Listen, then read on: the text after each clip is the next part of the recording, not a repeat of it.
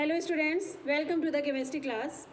In our today's class, we will discuss nomenclature of organic compounds.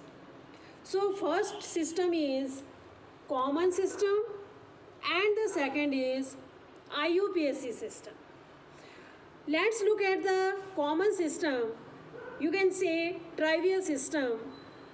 The trivial system names are given on the basis of the source and certain properties of organic compounds. For example, citric acid is named so as it is found in citrus fruits. Formic acid is named so as it is obtained from the destructive distillation of formic acid, which means red ends in Latin. This system was commonly used before 1892 and it did not follow any standardized rules. Moreover, more than one common name is given for certain compounds. To remember the common names given at random for large number of the compounds that are discovered day to day is difficult. Hence, the need to develop a systematized method for naming organic compounds is found to be indispensable. Thus, in 1947, the IUPAC system, that is the International Union of Pure and Applied Chemistry system of naming compounds, was first developed. The IUPAC system of nomenclature is a set of logical rules devised and used by chemists in which the name of a compound correlate to its molecular structure, thus making it intuitive for a person to deduce the structure from the name. However, common names are preferred for IUPAC names which are lengthy or complicated.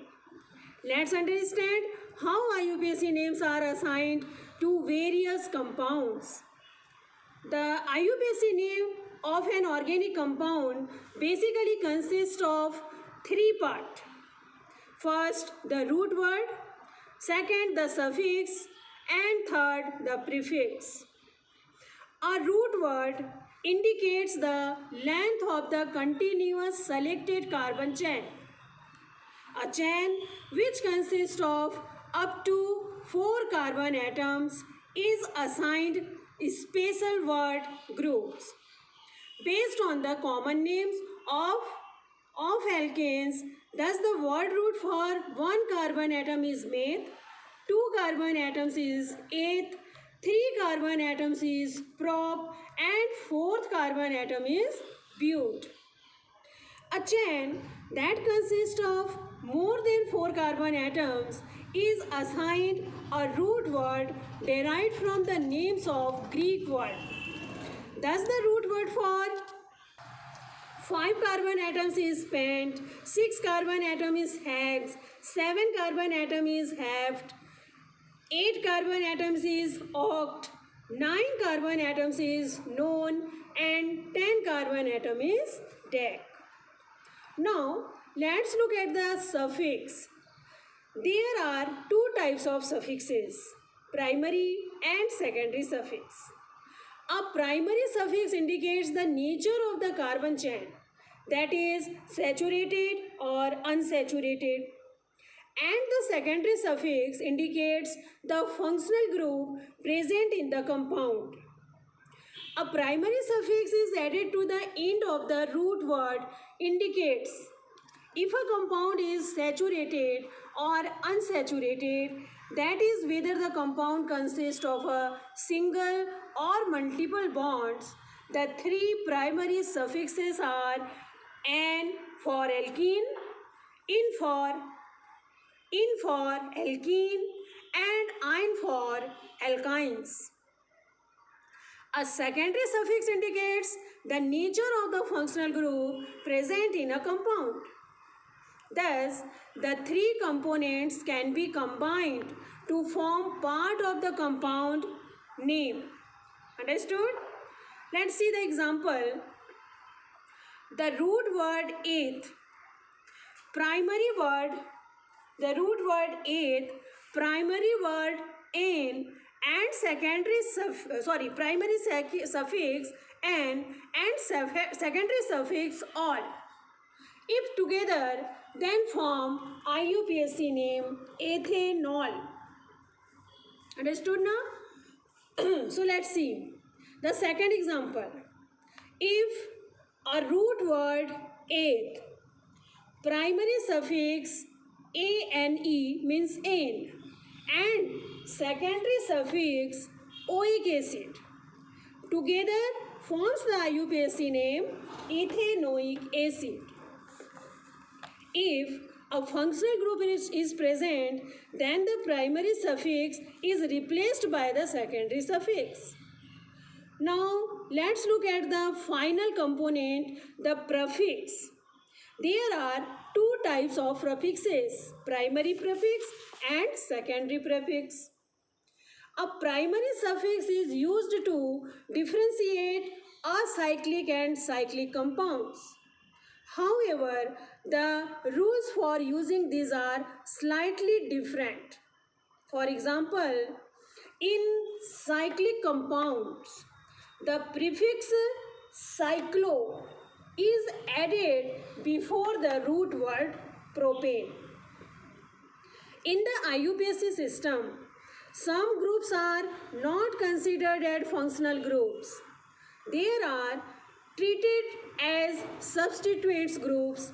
In such case, the substituents act as the secondary prefix. Some secondary prefixes and their substituents groups are chloro for chlorine, bromo for bromine, iodo for iodine respectively. However, in a cyclic compound like that, the primary suffix is not used. So, if the prefix cyclo is not used, it indicates that the compound is acyclic, as in propane. We know that hydrocarbon are organic compounds that contain only carbon and hydrogen.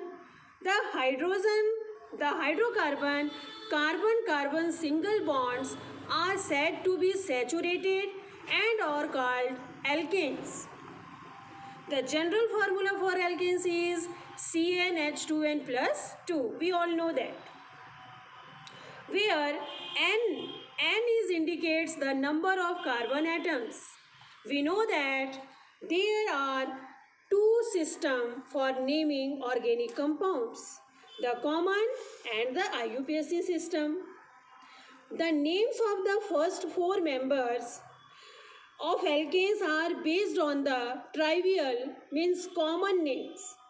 They are methane, ethane, propane and butane. A suffix indicates the nature of the carbon chain. As the carbon chain is saturated, suffix N is used. For example, a compound that has suppose 2 carbon atoms in the chain will have the root word eth and the suffix N. Thus, its IUPAC name will be ethane. Similarly, the IUPAC name of an alkane having 4 carbon atoms, it does but N in butanes. Alkanes can be straight chain alkanes, straight or branched chain alkanes. I hope this topic is clear. See you in our next class. Thank you.